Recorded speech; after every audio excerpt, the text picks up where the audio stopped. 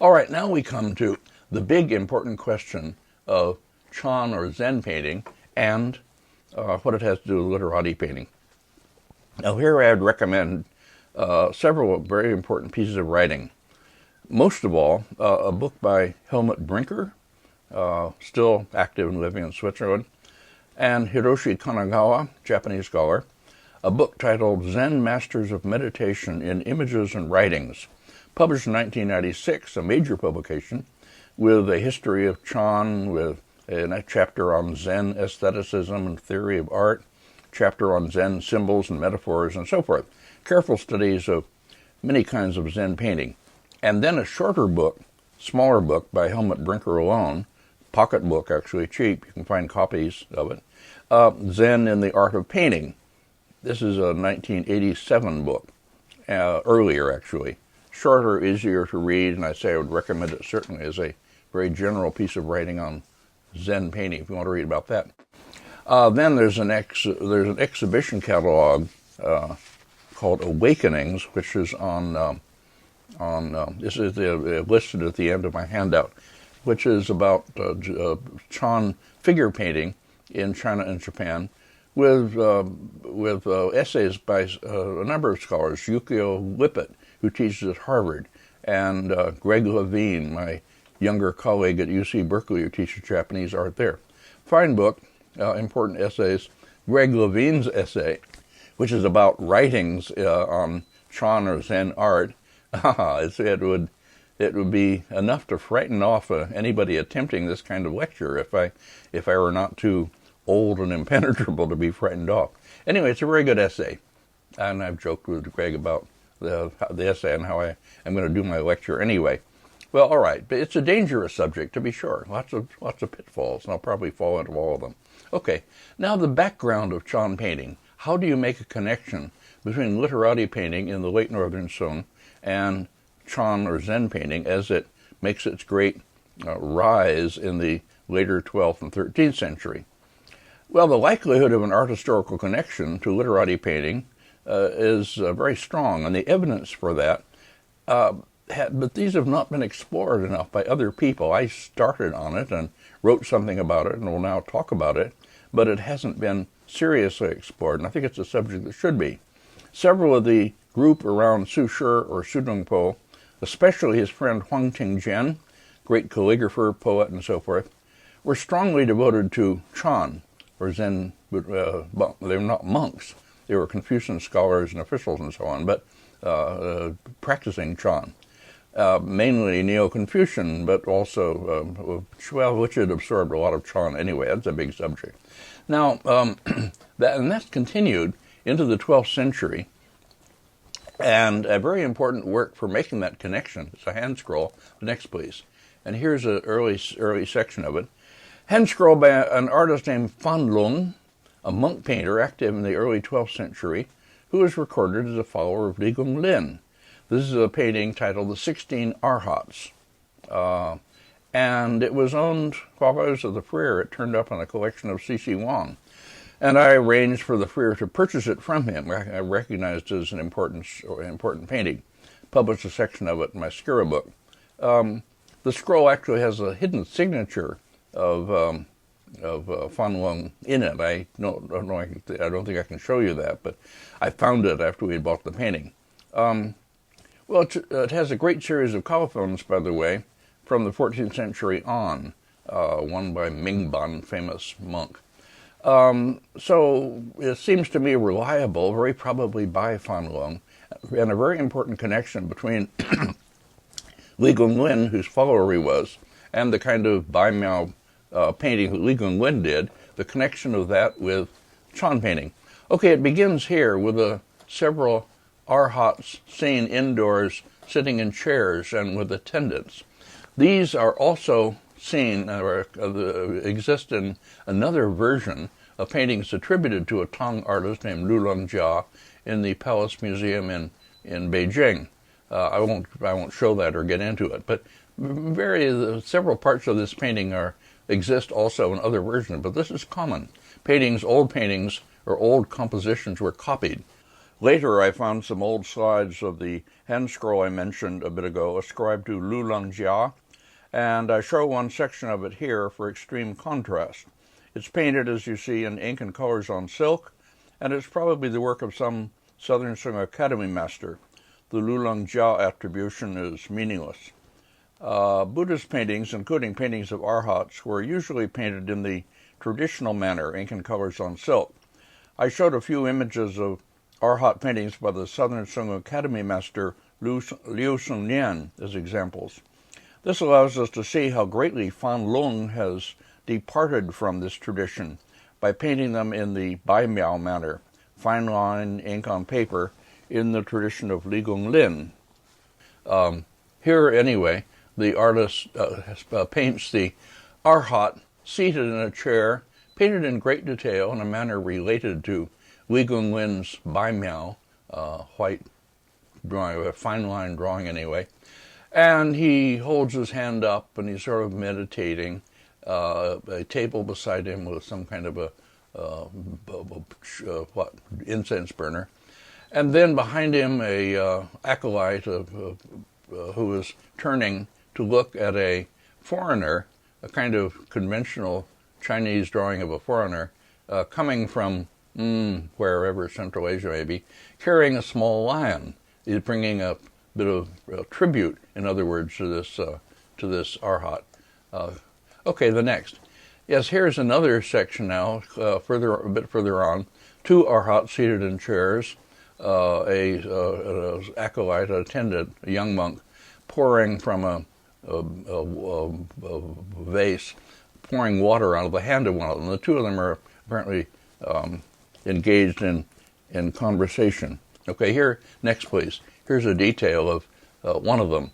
Well, a benevolent smile, quite fine painting. He's a serious artist. He wasn't just a simple amateur at all. This is quite fine. His hands, quite wonderfully drawn. And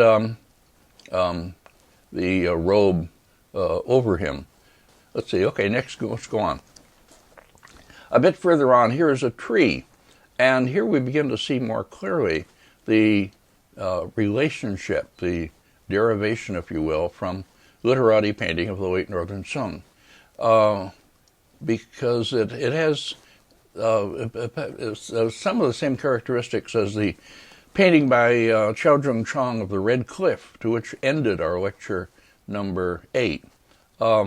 Anyway, the trunk of the tree is drawn in broad strokes of relatively light ink, shaping it and giving it some texture. And then the upper part up above is a quite fine passage of mixing bamboo leaves from this bamboo stalks behind with the foliage of the tree. The next, please. Here's a detail of that. Now, this kind of area, which on the one hand is flat, but on the other hand has some depth because of variations in ink tone and overlapping, and all this quite carefully but beautifully done. I mean, a sense of spontaneity, but actually very effective. An area that could simply easily lapse into simple flatness and repetitiveness by a lesser artist, but is kept interesting, visually interesting, by this kind of varying of depth and direction of the strokes, and especially the ink tone. Next, please. Here is the detail from the Qiaozheng Chang scroll, the place where Sudong Po is up on the top of the cliff. And there's something about a crouching tiger. Those who can read Chinese down here in the lower right, lower middle. And here are the twisting tree trunks and branches going through the foliage, and pine and leafy trees making up this quite wonderful area. Well, you can see the affinity here. You can see what the Fan Lung has taken from this tradition. These two artists were painting probably about the same time, not much difference. Both maybe early 12th century. Okay, then this is the section next. The section that I represented in my Skira book. Quite moving, I think. An Arhat pausing to lean against a tree in a landscape. The wind is blowing his robes and his tassels of his belt. or the thing ties his robe together. He has taken off a broad hat, woven reed hat or something, and laid down his staff, or here up to the upper right, with a string that looks like a fishing pole. Must be his staff anyway. And he is simply leaning on the tree and meditating. And two deer, seen at the left here, are bringing flowers in their mouths as offerings to him. And then all that, along with these wonderful tree trunks that curve expressively and define the space, but also echo the curve of his body, is anyway a very moving and powerful passage, I think. Here's the figure up close. Well, it's like it's like Li Gong Lin in some ways. On the other hand, it also foreshadows figures in Zen painting, pictures of Arhats, figures of enlightened beings, and puts them in settings. Okay, the next, please. Further on, this is the section somewhere around the middle of the scroll where you see a procession coming out of the distance. I don't know what's going on exactly here. I never did quite figure out what the interpretation of the scroll is. I think you may have taken bits of older compositions, maybe. At any rate, this also recurs in other versions. I remember there's something attributed to Liang Kai that has this passage in it, and another Ming version attributed to Chou Ying. Anyway, somewhere around here, by the way, is where there is a hidden signature, which anybody who wants can find it. Look hard. No, I mean not on the sides, but I mean the real painting. Here, an Arhat accompanied by a tiger, probably the Arhat whom we'll see in other versions, who used to go around with a tiger companion, is seen coming out with a Confucian figure. Now, what is going on exactly, I can't tell you. I don't know. And behind them a retinue of demons, and bands streaming behind them quite dramatically. Okay, the next. A little further on, here is a waterfall, or small waterfall, coming down from a lotus pond up above.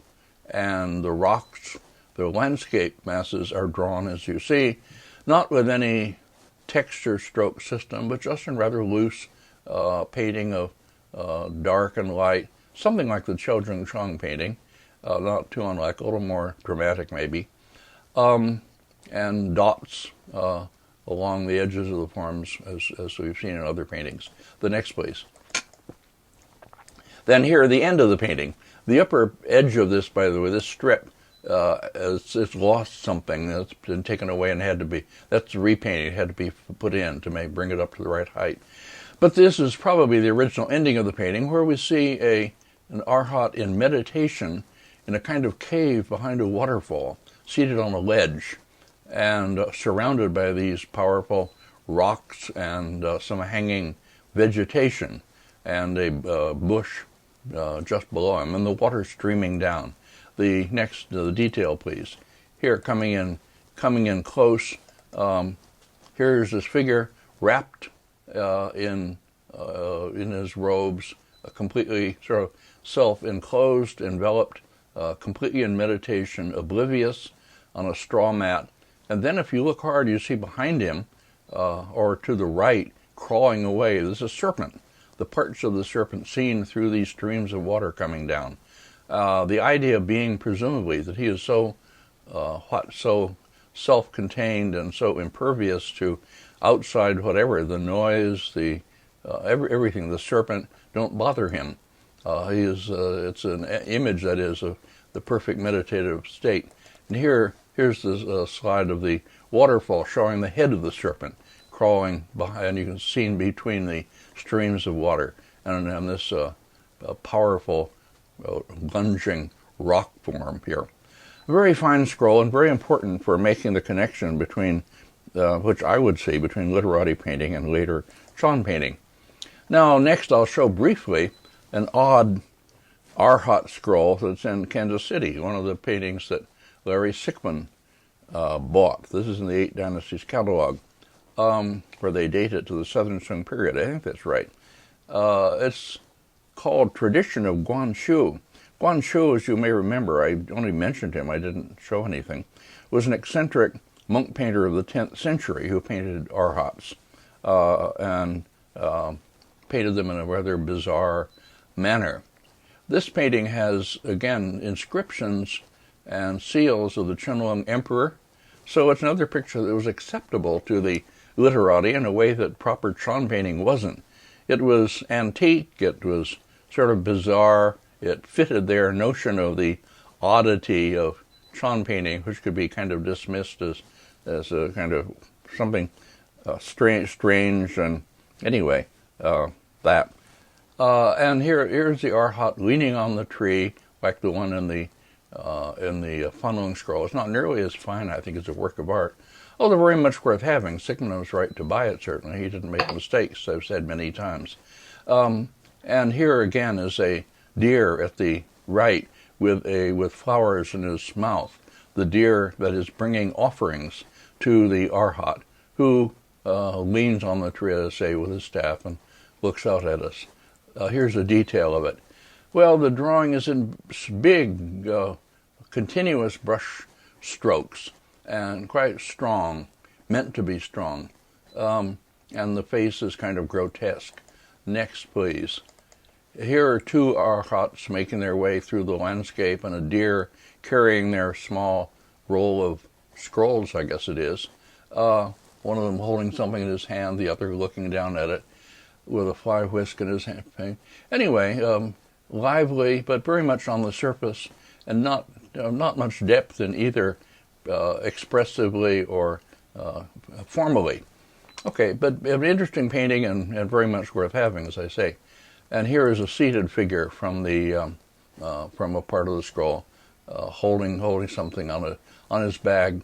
And again, you can see the line drawing. Well, this is what the literati accepted as the Chan or Zen tradition, and as I say, it was acceptable as that. A good painting, but not up to the Fanlung painting in my estimation anyway. And here, I didn't show it before, I think, are two of the hanging scrolls.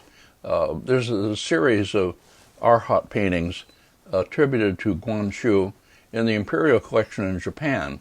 Hard to see, but very often reproduced. And these are two of them, bizarre. One of them in a cave, the other one monumental and archaic, bizarre indeed. All right, next. So much for that. Let me next, please. Now then, another link, I think, between late Northern Song painting and fully developed Chan painting in the later 12th century and beyond, is this small painting.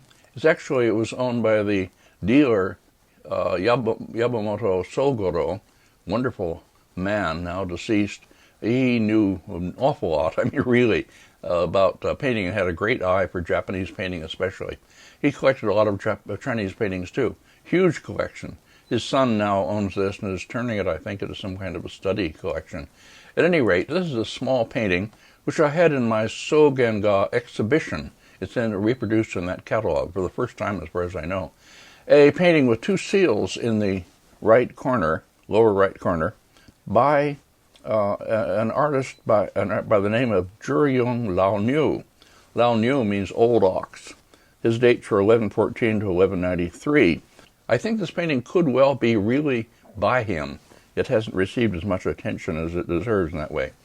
Now, there's an old article by Shimada, an important article, never translated into English, but if you look up Zhiyong Lao Niu and my index of early Chinese paintings, page 77, you'll find a reference to this article. And it's about Wang Lianghua, or Morio ga ni Tsuite was the name of it. Wang Lianghua meant something like apparitional painting. That is, paintings that didn't seem to be real things, but more of apparitions, or things mysteriously semi-seen. And it was a manner of painting that made the images somehow blurry or blending with the background, or so undefined or unclearly defined that they were like apparitions. Well, I think the drawing of the ox in this picture may be a clue to what apparitional painting was like. It's a painting of an ox and a herd boy, as you see, and a bit of ground down on the lower right, a slope. The muzzle, the head of the ox and its horns are rather clearly drawn, and the hoofs simply, but the rest of it is drawn in just, well, ink wash, but shading outward and no clear outline. The boy, by contrast, the next please. The boy is just full of life. Well, you can see something that's a kind of predecessor of Liang Kai's great painting of the sixth patriarch chopping bamboo, for instance. This is not up to that, certainly, but it's quite fine in its way. What seemed to be almost a loose-hung series of brush strokes that somehow give great life to the figure and define it and show the energy and activity of the figure. The boy is holding the long rope that tied to the ox's muzzle, trying to tame the creature and striking it with a long bamboo, presumably a pole anyway. Now, this is probably one of a series of what were originally probably 10 ox herding pictures. You'll find in the Fontaine and Money Hickman book, Zen Painting and Calligraphy, number 49, a Japanese series in which they discuss this series, and there are other places where, at any rate, the 10 ox herding pictures in which the herd boy finds the ox, tames the ox, rides the ox, eventually the ox disappears, was a kind of metaphor for the gradual attainment of enlightenment, a whole series of stages, and they were used for teaching about enlightenment. So that's what the picture probably represented, and it may have been part of a series of that kind. Here's the ox pulled by the rope, turning its head, but resistant, heavy. Anyway, a fine image. Okay, I think this, as I say, is an important image that represents somehow this Wang Liang Hua that Shimada wrote about so importantly. Now here's a triptych in Japan. This is in the Myo Shinji, one of the Chan temples in Kyoto, with two side pieces by an artist named Li Tre. Li Tre is a recorded pupil of Liang Kai, who was active as a member of the Sung Academy and followed Liang Kai as a figure painter, presumably. These are, I think, maybe his only surviving works. One of them, the picture of Butai at the left, is signed. The other one has his seals. Inscriptions written above are by a 13th century Chan monk. The picture in the center of Bodhidharma is by someone else. And I should say here that the practice of making triptychs like this is quite Japanese. The Japanese love them. They love to hang triptychs. And the Chinese didn't. So what the Japanese would do was take a pair of paintings from China and combine them with a single painting in the center. The two paintings attributed to Li Tong that we looked at, the Koto-in landscapes, were originally side pieces in a triptych with a Buddhist painting in the center, attributed to Wu Daozi, actually. So forget the one in the center. I'll show other pictures of Bodhidharma later. And I'm talking now just about the two paintings by Li Tre on the left and right. Here, by the way, you see the wonderful Japanese style of mounting, something like old Chinese mountings, but different too. Okay, here's the painting of Butai, or Hote, Japanese. This is a fat, sloppy monk who wandered around the landscape carrying a huge bag of essentially trash, belongings of some kind. And in the 9th, 10th century monk, prominent in Zen Buddhist painting. He was said to be an incarnation of Maitreya, the Buddha of the future. Each of the long world periods, kalpa, in the Buddhist system, the Mahayana system, was represented by one Buddha who comes is manifested on earth. Shakyamuni is our Buddha, and Maitreya is the Buddha of the future. But in our world, he was manifested as as this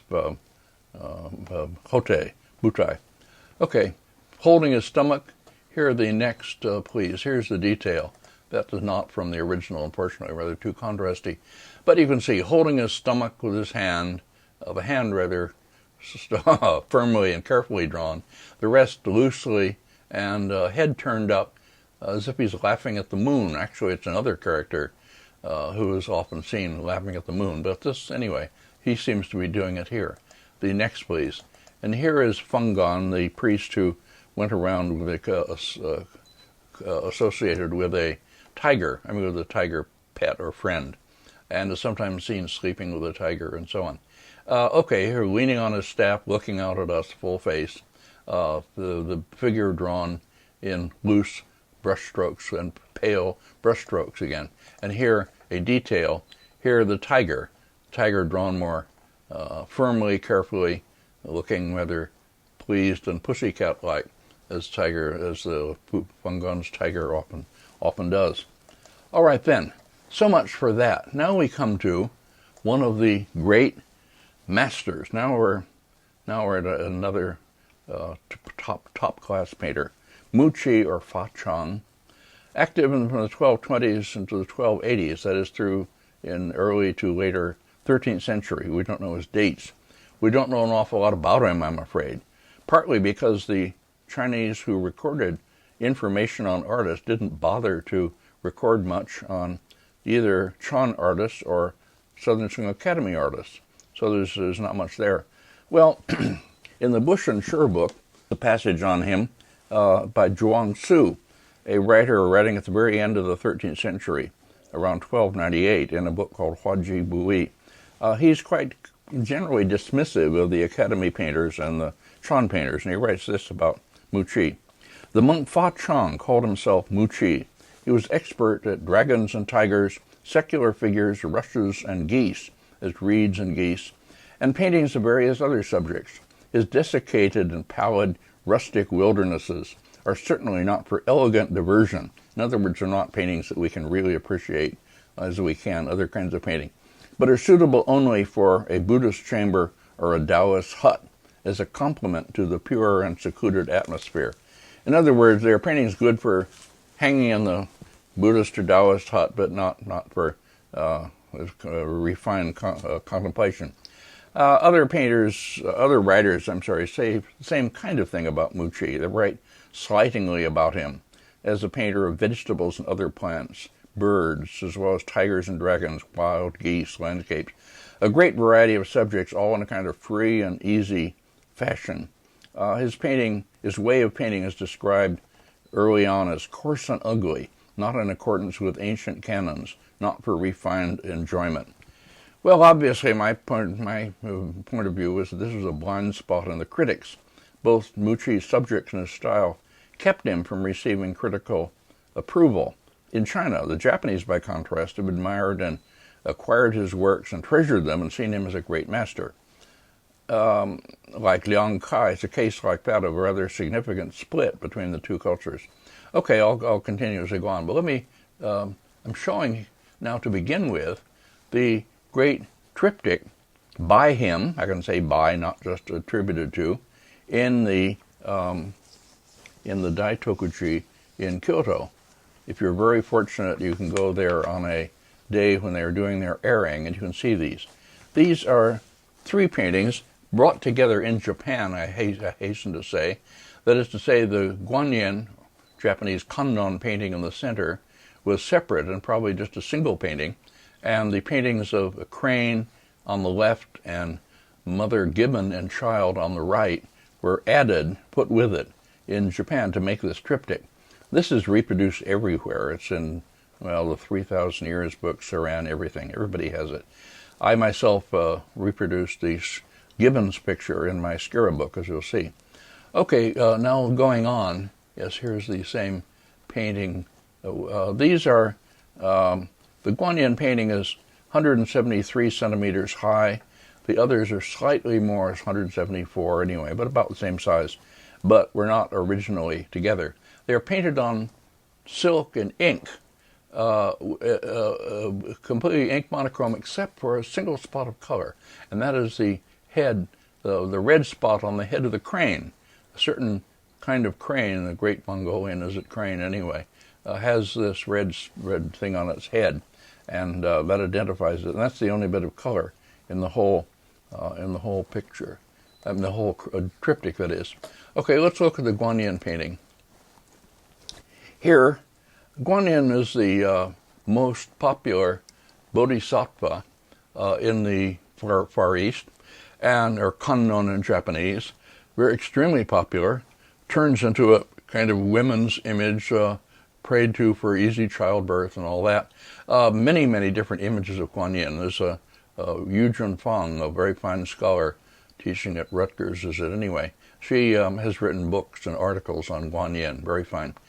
Guanyin, the Bodhisattva is the image, is the being just below the Buddha in the Buddha system. One rises or moves toward Buddhahood, escape from all the, well, I won't give you Buddhism, by a series of rebirths in which you perform good acts and so on.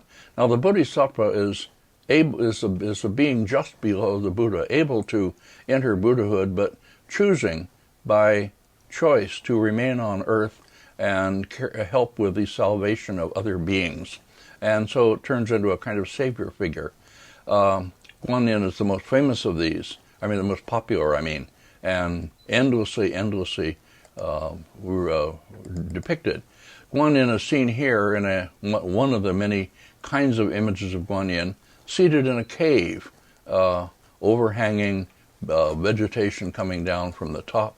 This is a kind of composition related to the kind we've seen in other 13th century paintings, that is, with their heavy materials in the upper part and the figure in a space down below, sort of below, coming out from below that. And here, water below, and a vase with a willow twig branch beside her. I say her because this is bodhisattvas are not either male or female, but in fact, Guanyin is often represented with feminine characteristics. The drawing of the figure, as you see, is in smooth, continuous strokes, fairly light in tone, and like Liang Kai, Muqi is able to adapt the brushwork to characterize the image in certain ways, and does it superbly here. The idea of being self-enclosed again and meditative. The face, on the other hand, is drawn in quite conventional, maybe, but still very moving form. Meditative, inward. Guanyin is identified partly by an image of Amitabha Buddha seen in the headdress up above the face and under this hood she wears, and earrings and a heavy necklace. All right, surrounded by space in this cave by the sea. Now, just to talk about the image of the white-robed Guanyin, here is a painting from a series that I'm not otherwise showing, a series of 500 Arhats, painted in Ningpo, exported to Japan, kept in the Daitokuji, 100 paintings, each with 5 Arhats. 12 of them came to the U.S. Long ago, and 10 are in the Boston Museum and 2 in the Freer Gallery. Were not really identified until fairly late. Wunfeng wrote an important early study of those, the Arhats and A Bridge to Heaven. Okay, anyway, this is one of the paintings in the Daitokuji by 2 artists, I won't give you their names, dated to the very end of the 12th century. And one of the Arhats here is showing the others a painting of the white-robed Guanyin in this cave beside the sea. Rather raging water here and a pine tree up above. An attendant holds a long pole and holds the scroll. And the Arhat with the red robe is lecturing on this to the others. You can see, by the way, what a Song Dynasty painting mounting looked like. Not unlike some of the mountings now in Japan.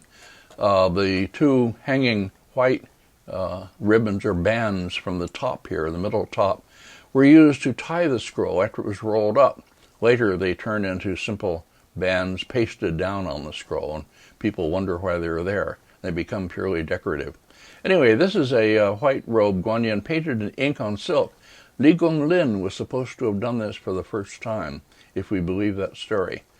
Well, enough of that. Now, going on, here's the painting that is the left in the triptych, representing a crane, a large, very dignified-looking crane, stalking out from behind a bamboo grove, out from a bamboo grove. Well, this is another painting that belongs to that 13th century type, in which if you divide it diagonally, some of the heaviest part is in the upper part, and then a figure or something like Shakyamuni coming out of the mountains in the Great Liangkai painting I showed, comes out into the foreground space. Well, the crane is doing that here. The crane represents, well, it's taken to represent longevity sometimes. What it represents here is just open question. I don't have the answer to that. I used to have students writing about it and guessing at what it meant. At one time, when the paintings were considered to be a triptych, there was the suggestion that the guanyin represented true enlightenment, while the two side pieces represented vain or futile attempts to reach enlightenment by the wrong means. The crane would be the wish for longevity.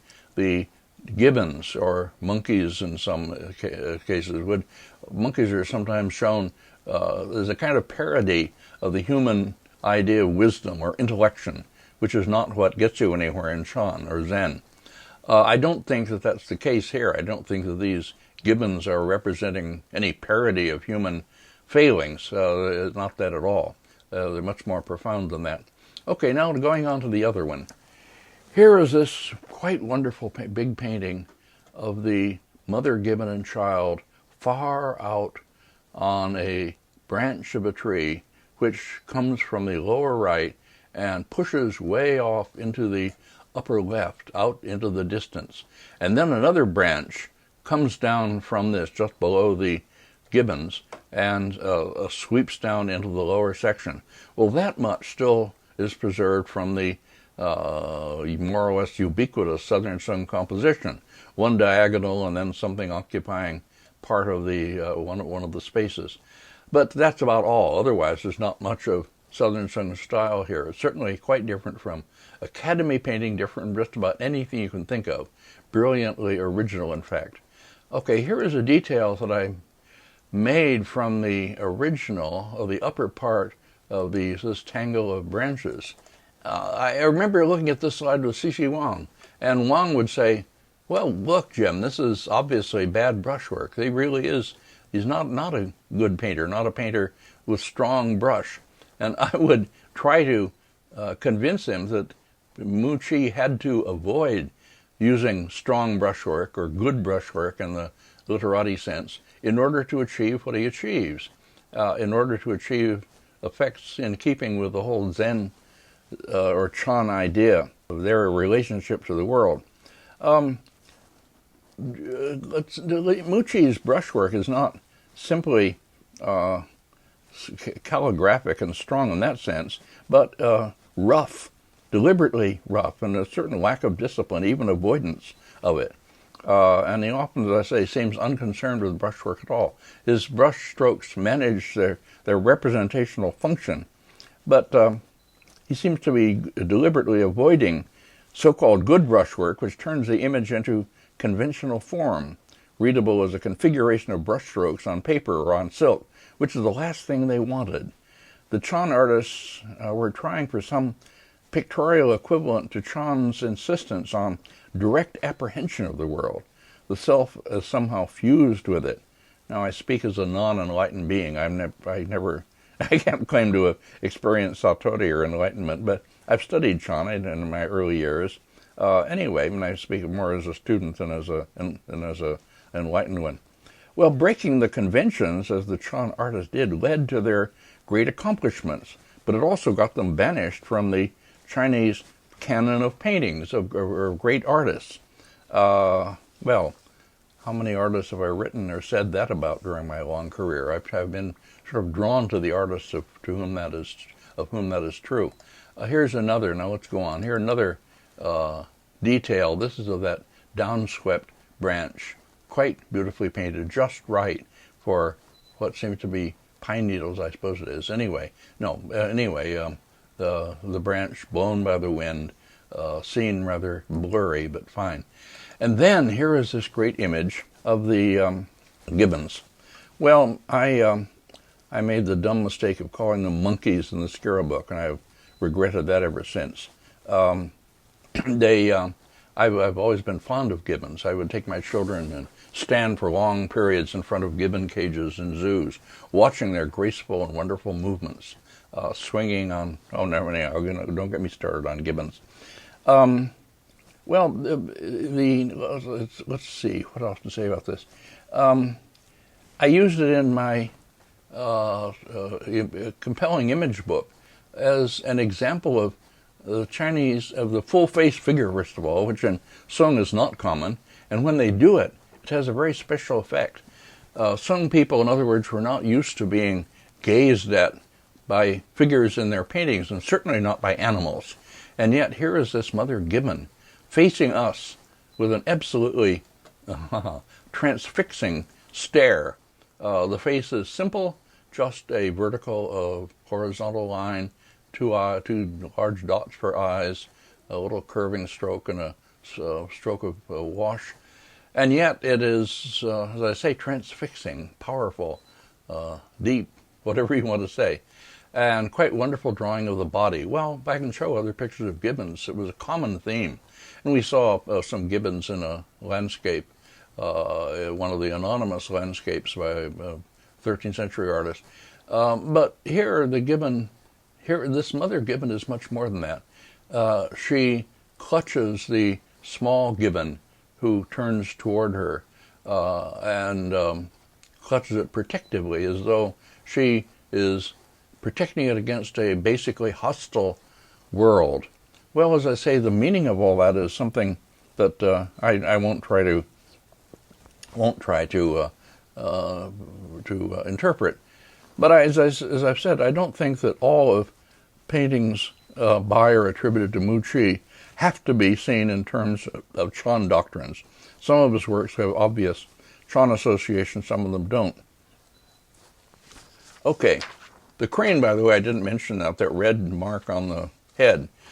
Shimada wanted me to reproduce that one in my Skira book because it had this red on it, and she thought that would be great to have that red reproduced in color, because all my reproductions are in color. But in fact, the gibbons are my favorite painting, and I'm very glad that I reproduced them instead. Now, going on. Associated with these two, or the triptych rather, with these three, in the Daitokushi are two more large paintings representing a dragon and tiger. And we'll put these side by side, please. Yes, the tiger on the left, the dragon and the clouds on the right. These are sometimes hung with the great triptych as side pieces, but again, originally just intended as a pair. What they represent, well, tiger and dragon represent heaven and earth, but much more than that. These have inscriptions by Muqi, who signs them, by the way. They're reliable works, which have sort of political implications, but I won't get into that. Big problem. Anyway, the tiger here is seen on a bank with vegetation beyond and some vegetation up top, and again a kind of as if overhang, looking out quite ominously at us, powerful image. And then the dragon here in the right piece is seen in the clouds, again quite ominous or threatening, riding the clouds, sharp horns and exposed teeth and mysterious eyes. Powerful paintings. There are a pair like them, not as good, but like them in the Cleveland Museum in the Eight Dynasties book. I had them also in my Southern Sung exhibition, all bought by Sherman Lee. And there are other pairs associated with Muqi of tiger and dragon pictures. Okay, enough for that. Now here, the next please. here is a painting in another of the private museums in Tokyo, which is a painting of an Arhat meditating on a ledge surrounded by, as you see, mist or fog.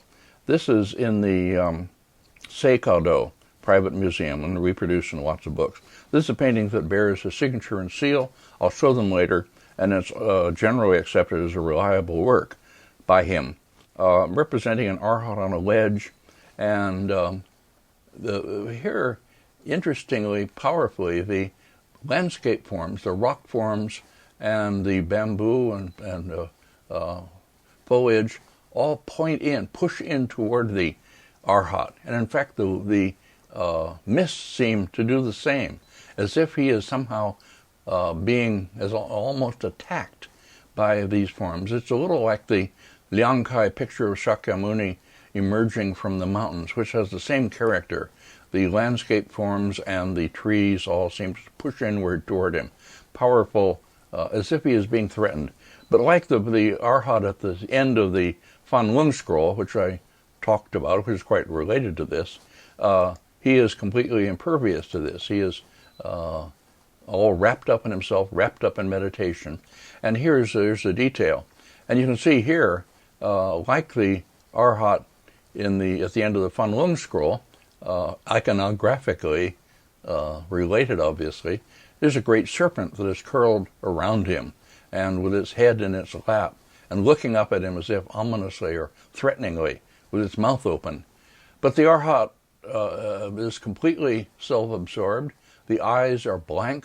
Whether that means closed eyes or simply blank eyes, we don't know. Wrapped in his robe, cowl, whatever, and impervious, oblivious to all these threatening forces around him. Powerful painting. The next one represents a character. Chan develops a whole repertory or company, so to speak, of interesting figures from anecdotes and old texts and so forth, who represent various kinds of enlightenment and different Chan ideas. And this is Genza, shrimp eater. And he is represented usually, as here, catching a shrimp or prawn. He lived by catching shrimps and prawns. This is a painting anyway with a Muqi seal, and it's one that's generally accepted as probably his work, done in this looser ink on paper style, a little more related to the Liangkai Chan paintings that he presumably did late in his life. Well, Genza is seen here. Here's a closer picture, holding up the shrimp and looking at it and laughing, as though maybe a moment of enlightenment. It's unclear. And he has a net with more shrimp or prawns in it, and some kind of creel or thing hung over on his back. And let's see here. Yes, here up close. Here's a detail up close. I don't have originals from this. I haven't had access to it.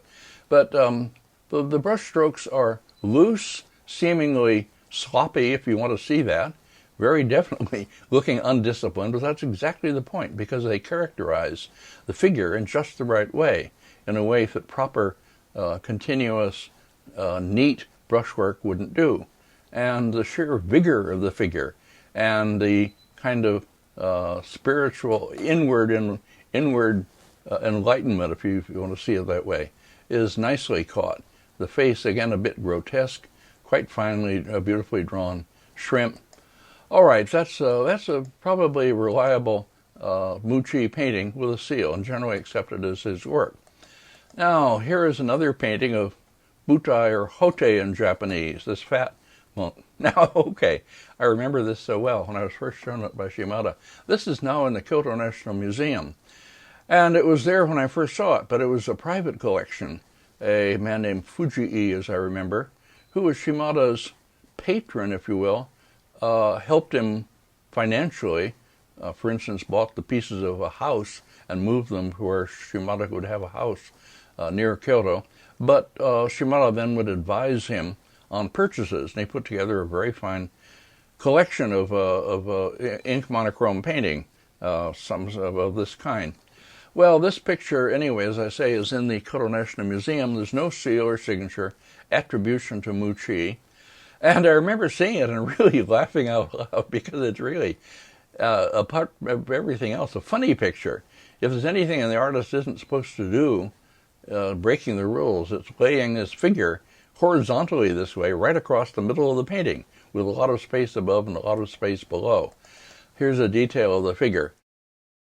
And then if there's anything that he's further not supposed to do, it's putting the Buddha's staff perfectly horizontal down below. This is a painting that absolutely breaks the rules and is quite delightful in its way.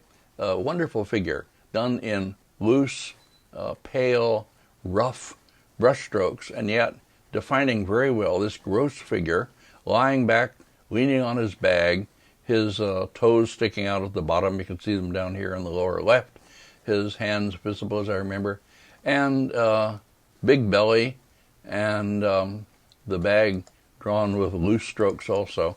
It's a marvelous piece of just this style, the loose where it needs to be, sharper where it needs to be. Here's the face, the dark strokes, just 3 dark strokes for the mouth and the 2 eyes, but quite enough to indicate he's asleep, but somehow inner life. And the bald head and unshaven chin and sides and all that. Quite a wonderful painting. So giving some sense of the kind of ease and unworldliness and at the same time enlightenment associated with the figure of Buddha. Okay, then here's another painting of that type, also attributed to Muqi. This is in the Matsunaga Memorial Museum in Kanagawa. This is the 5th patriarch with a hoe. This one loosely attributed to Muqi, but maybe not by him. The inscription above is 14th century, and maybe the painting is a bit later than Sung. Anyway, the 5th patriarch, before he became the Zen patriarch, was a planter of pine trees, and is shown that way here. He's carrying a hoe over his shoulder, and at the end of the hanging from the end of the hoe was a bunch of pine seedlings, which he is going to plant. Okay, that one is simply attributed to Muqi. Now I end this section really with a single painting out of many that I could show attributed to Muqi. This one is Swallow and Hanging Willow Branch. This one is in the Tokugawa Museum in Nagoya.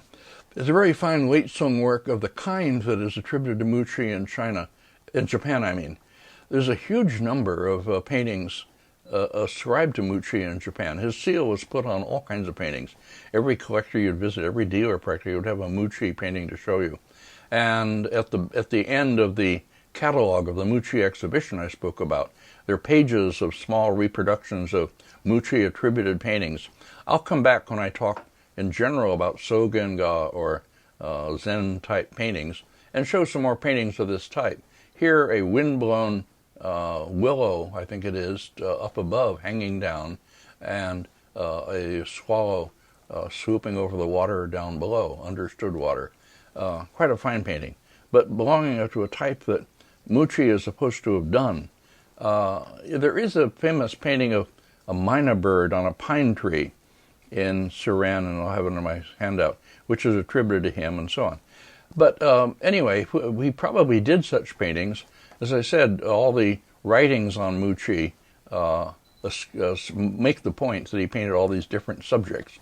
But which are the ones are really to be attributed to him is still a question. Okay, finally for this section I'll show the famous, tremendously famous, rightly famous, Muqi persimmons. Now the next section will be somehow centered on this picture. It used to be, it was everybody's favorite Zen painting, so to speak. And if there was one painting that everybody knew, this is way back in the 1940s into 50s when Zen was having a great surge of popular interest, and this picture would be reproduced, and we would be told that it's, one gazes at it in wonderment and nothing to say. I, by contrast, will say a lot about it. I'll be talking about this in the whole next section. It'll be somehow centered around this and some related paintings.